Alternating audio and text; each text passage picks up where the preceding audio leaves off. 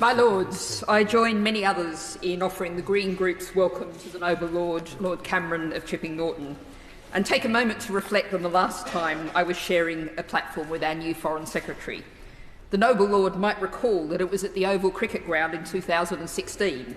The Noble Lord was standing in front of a blue Mini, Harriet Harman was standing in front of a red Mini, Tim Farron was standing in front of a yellow Mini, and I was standing in front of a green Brompton bicycle.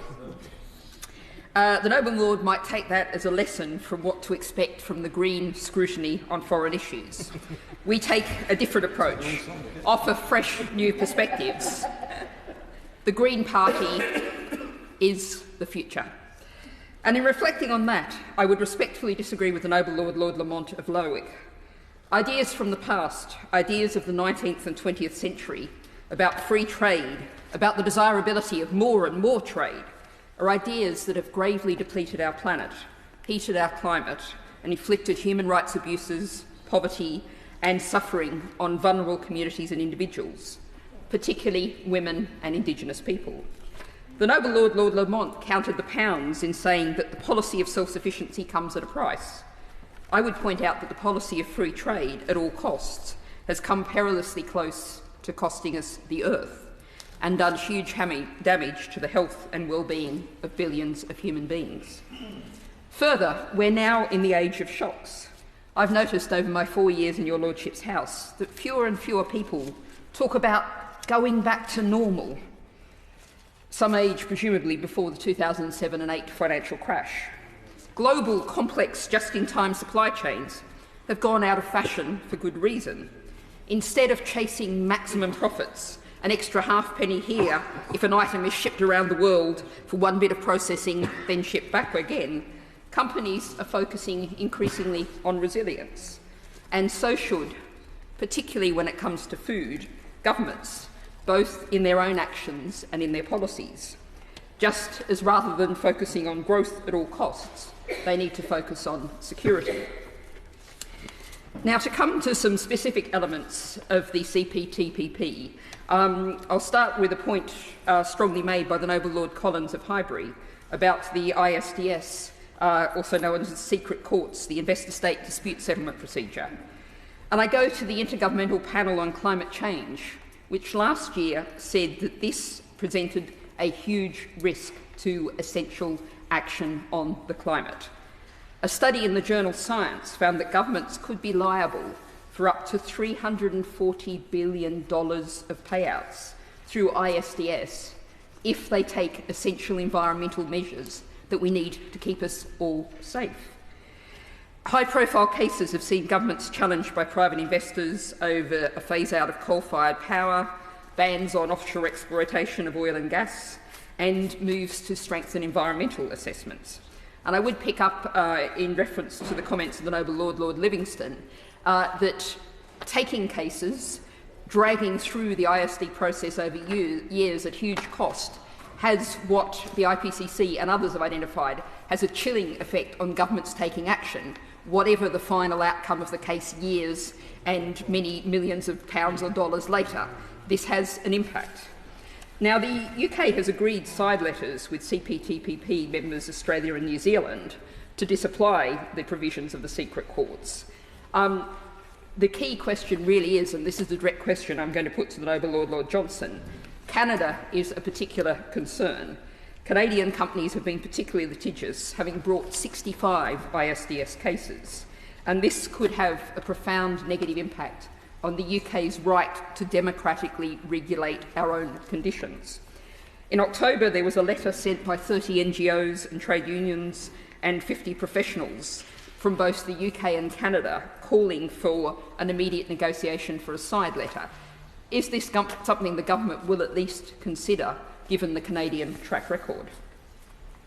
I want to come also to pick up on the points raised by the Noble Lord, Lord Curry of Kirkale. And I speak now as a former resident of Thailand with some awareness of the environmental conditions and the farming conditions in Southeast Asia. And the fact is, when we look across all of the CPTPP countries, 119 pesticides that are banned in the UK are allowed for use in one or more of the group's members.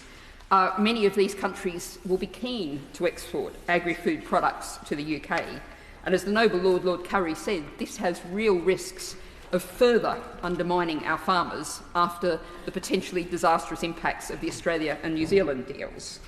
And of course there's going to be huge pressure again in Canada, where they use hormone-treated beef, something that, as the Noble Lord said, there's huge public concern about in the UK for good reason.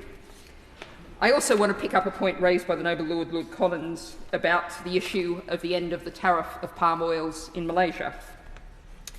Now, the Trade Secretary, Kevin Badenoch, said in March, in the context of the CPTPP, that palm oil was, quote, a great product.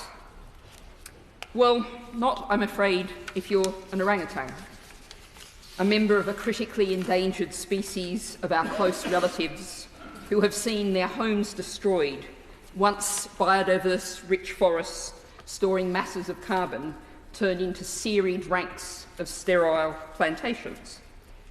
Or, indeed, if you're a consumer of much of that palm oil and the ultra-processed products, the damage from which is being set out right at this moment upstairs, as the All-Party Parliamentary Food and Health Forum hears from Dr. Chris Van Tulleken, the author of the best-selling book Ultra-Processed People, which pretty well describes our current diet, and we certainly don't want to make it worse.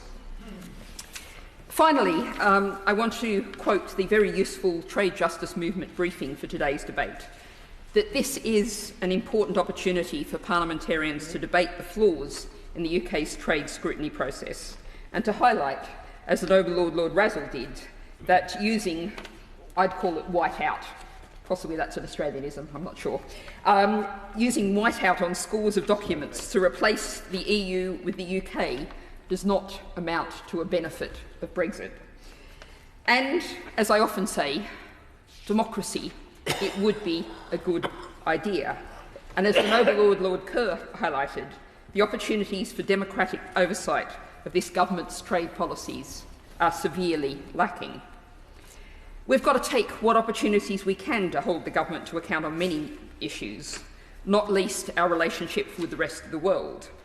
I finish by promising the Noble Lord, Lord Cameron, that I will be doing that particularly on the development part of his portfolio, which the Noble Lord, as Prime Minister, did have a positive record, as he did on the subject of antimicrobial resistance. I'll remind the Noble Lord that, as we learnt through COVID, that no one is safe until everyone is safe. Antimicrobial resistance is very much an issue that's in our interest to tackle all around the world. Well done, well done. My Lords, it's a pleasure to take part in this debate. In doing so, I declare my financial